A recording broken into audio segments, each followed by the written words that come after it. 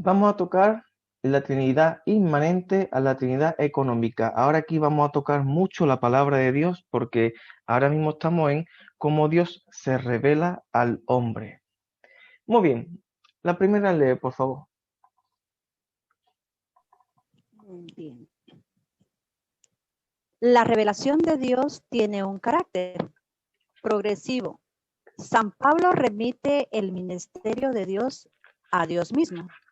Lo define como un misterio que se encontraba oculto y que Dios lo da a conocer de manera progresiva y tiene como culminación a Cristo. Muy bien, entonces vemos que la revelación de Dios es progresiva. Progresiva significa que es de menos a más.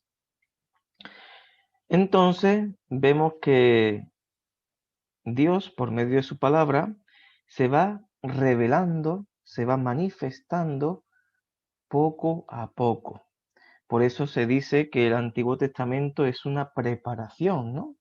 Es una preparación para un acontecimiento importante que es Dios Hijo hecho carne.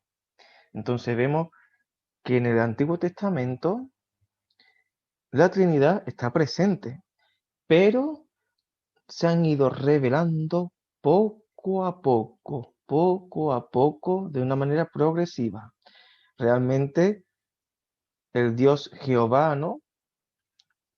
Se manifiesta muy claramente en el pueblo de Israel. Ahí eso se podría decir que es Dios Padre.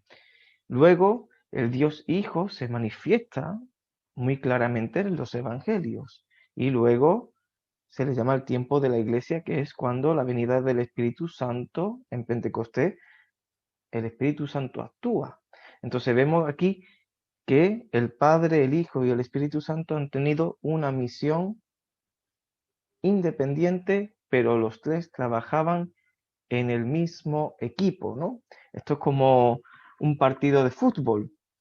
Está el portero, está la defensa, está el centrocampista, está el delantero. Eh, ¿Todos son el mismo equipo? Sí, pero cada uno tiene una misión diferente. El portero para con las manos, el delantero marca los goles, pero todos son un mismo equipo. Y esto es una forma de explicar la Santísima Trinidad. Todos los tres tienen una misión dentro de la historia de la salvación y cada uno se va manifestando de una manera progresiva. Y todo apunta siempre a Jesucristo. Por eso, repito, el Antiguo Testamento es un preparatorio para la llegada del Hijo. Y el Hijo y el Padre es un preparatorio para la venida del Espíritu Santo. ¿Ha visto cómo todo está unido? Seguimos.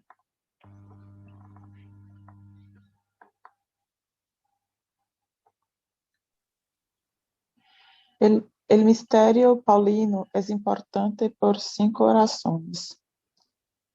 Primero, es un misterio oculto para el hombre, quien por sí mismo nunca podría haber llegado, cuya iniciativa reside en Dios. 2. Dios se revela a sí mismo, por lo que no es algo, sino alguien. Hablamos de una revelación como autocomunicación de Dios. La fe es encuentro interpersonal, Dios y los hombres. Tercero, centralidad de Cristo, rostro visible de Dios.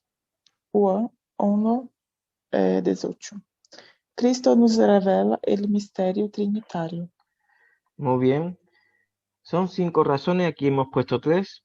El primero para mí es el más importante, ¿no? Y es que Dios es un misterio oculto para el hombre. El hombre nunca por su capacidad puede conocer a Dios porque el hombre ha nacido con el pecado.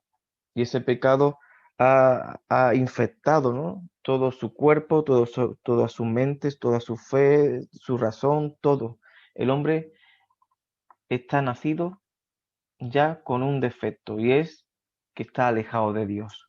Por eso nosotros, en comparación con Adán y Eva, que podían caminar con Dios, podían hablar con Dios, podían verle cara a cara, ahora después del pecado ya todo cambia. Ahora ya Dios es un misterio oculto para todos. Por eso, y aquí digo que es lo más importante, ¿quién va a quién? ¿El hombre a Dios? ¿Busca el hombre a Dios? ¿O es Dios quien busca al hombre? La respuesta es Dios es quien te busca a ti por tu nombre y por tu apellido. En un momento de tu vida, Dios siempre va a marcarlo como iniciativa. Y por eso nosotros estamos en contra de esas religiones que buscan siempre que el hombre siempre busque a Dios, ¿no? El hombre tiene la iniciativa. Por eso nosotros decimos que esas religiones están erradas. Por eso esto era una novedad muy importante para el cristianismo.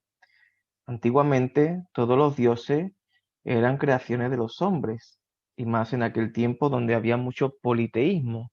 El politeísmo era que creían en muchos dioses y cada dios era para una cosa determinada, ¿no? Un dios era para sacarse un novio, un dios era para que el campo echara más fruto, otro novio era, perdón, otro dios era para tener un trabajo.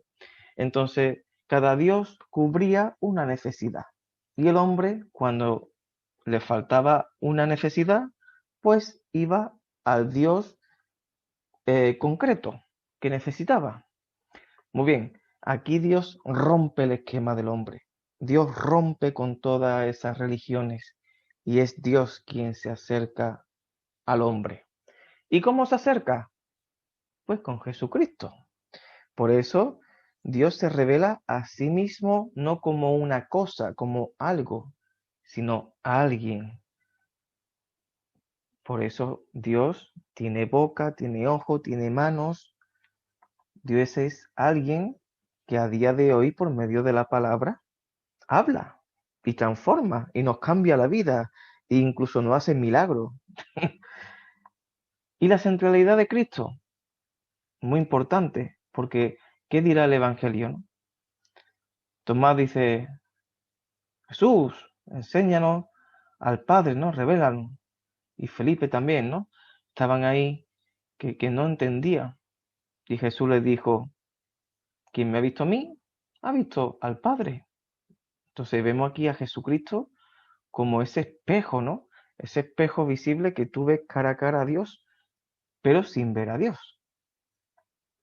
¿Ok?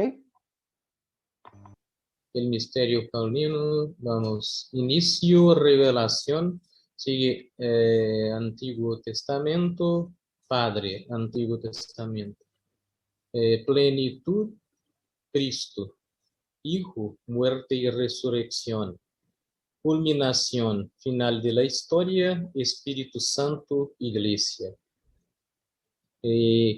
Punto 4. Carácter progresivo de la revelación. Tiene su origen en el AT y su plenitud en Cristo.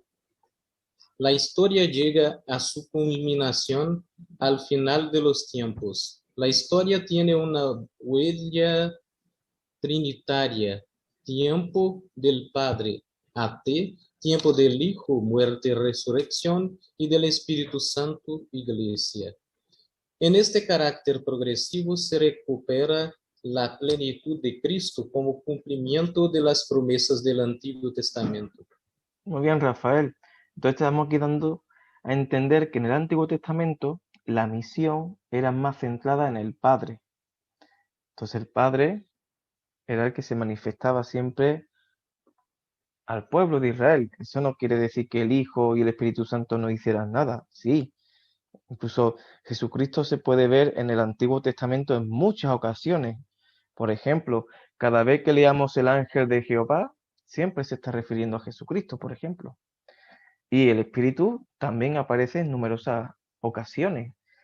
Pero aquí lo que está dando a entender es que Dios ha ido manifestándose, ¿no? De menos a más, teniendo como plenitud a Jesucristo y como culminación ese tiempo de la iglesia, ¿no? Esperando ya a la segunda venida de Jesucristo.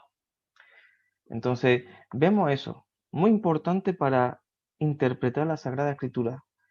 Todo es un carácter progresivo de la revelación.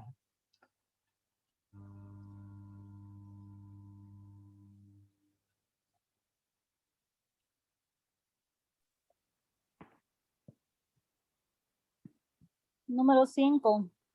La novedad de Cristo está en continuidad con el Antiguo Testamento, sin ruptura entre Antiguo Testamento y Nuevo Testamento. Así evitaremos afirmar dos dioses distintos, como hicieron los gnósticos. Muy bien, los gnósticos fue un grupo hereje, que eso lo vamos a estudiar un poquito más adelante con más detalle. Ahora lo que a mí me interesa es cómo Jesucristo, además de ser el culmen del Antiguo Testamento, es una continuidad, ¿no? Jesucristo decía que Él no ha venido a abolir la ley, sino a darle cumplimiento. Esa ley que era imposible para nosotros, esa ley que era los 10 mandamientos, ahora Jesucristo lo ha podido cumplir por ti y por mí. Y por eso Jesucristo es el cumplimiento de la ley y además es una continuidad. Y por eso queremos evitar que haya dos dioses, en el sentido de que el Dios del Antiguo Testamento es muy diferente al Jesucristo del Nuevo. No. Es el mismo. Y así ya evitamos ciertas herejías que decían que el Dios del Antiguo Testamento era otro, muy diferente al de Jesucristo. Y uno de los grupos que afirmaban eso era los gnósticos.